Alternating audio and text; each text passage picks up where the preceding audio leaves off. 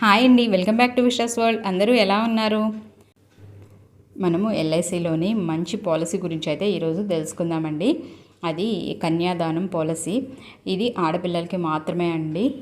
ఈ పాలసీని మెయిన్ ఆడపిల్లల పెళ్ళి అప్పుడు వచ్చే ఖర్చుల్ని దృష్టిలో పెట్టుకొని డిజైన్ చేశారు.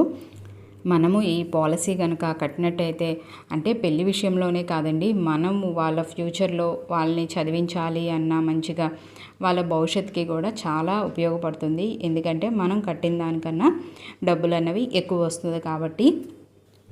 ఈ స్కీము కట్టేటప్పుడు ఫాదర్ ఏజ్ అయితే 15 ఇయర్స్ నుంచి 50 ఇయర్స్ లోపు అయితే ఉండాలి. ఒకవేళ ఫాదర్ పేరు మీద ఈ పాలసీ అన్నది కట్టాలనుకుంటే కనుక తండ్రి వయసు అయితే 18 నుంచి 50 సంవత్సరాల లోపు అయితే ఉండాలి. లేదు అమ్మాయి పేరు మీదే డైరెక్ట్ కట్టాలి అనుకుంటే కనుక 1 సంవత్సరం పిల్ల కాంచి 10 సంవత్సరాల లోపు అయితే ఆ పాప వయసు అయితే ఉండాలండి. మ్యాక్సిమమ్ మెచ్యూరిటీ ఏజ్ అయితే 65 సంవత్సరాలు. అలాగే ఒక అమ్మాయి పేరు మీద ఒక్క పాలసీ మాత్రమే మనకి కట్టడానికి అవకాశం అయితే ఉంటుంది. ఈ పాలసీలోని ఎన్ఆర్ఐస్ కూడా కట్టుకోవచ్చండి. ఈ పాలసీ అన్నది మనము ఎలా కట్టాలి అంటే కనుక, మనకి ఎవరైనా ఎల్ఐసి ఏజెంట్ తెలిస్తే కనుక ఆ ఎల్ఐసి ఏజెంట్ ద్వారా కట్టచ్చు. లేదు అనుకుంటే, తెలియదు అనుకుంటే కనుక డైరెక్ట్ ఎల్ఐసి ఆఫీస్కి వెళ్ళి మనము ఈ కన్యాదానం పాలసీ తీసుకుంటామని చెప్పేసి డైరెక్ట్గా అక్కడే మనము ఎల్ఐసి ఆఫీస్లోనే పే చేయొచ్చు.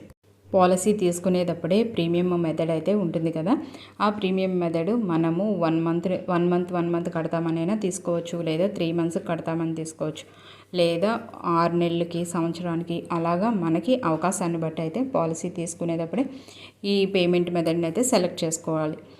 లోన్ ఫెసిలిటీ మనము ఈ కట్టిన తర్వాత ఎప్పుడైనా మధ్యలో మనకి డబ్బులు అవసరం అయితే కనుక లోన్ కూడా తీసుకోవచ్చు. అది కూడా 2 సంవత్సరాలు కట్టిన తర్వాత మాత్రమే మనకి 80% మనం కట్టిన దాంట్లో లోన్ అనేది వస్తుంది. పాలసీ అన్నది ఇది 15 సంవత్సరాల పాలసీ అండి. కానీ 15 సంవత్సరాల పాలసీ అన్న మాటే కానీ మనం 12 సంవత్సరాలు మాత్రమే కడితే సరిపోతుంది. మిగతా 3 సంవత్సరాలు వాళ్ళే కలుపుతారు మనకి. ఈ పాలసీలో, ఈ కన్యాదానం పాలసీలో ఉన్న మెయిన్ అడ్వాంటేజ్ అయితే మాత్రం మనకి ఇదే అండి.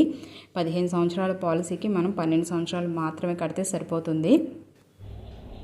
మెచ్యూరిటీ అమౌంట్ అన్నది మనం కొంచెం కట్టినా సరే ఎక్కువ మొత్తంలో వస్తుంది కాబట్టి ఆ మెచ్యూరిటీ అమౌంట్కి ట్యాక్స్ ఏమైనా పడుతుందా అంటే ట్యాక్స్ ఏమీ పడదు. ఇదైతే మనకి ట్యాక్స్ ఫ్రీ అండి. మెచ్యూర్ అయిన తర్వాత వచ్చే అమౌంట్కి మనం ట్యాక్స్ అయితే ఏమీ కట్టక్కర్లేదు.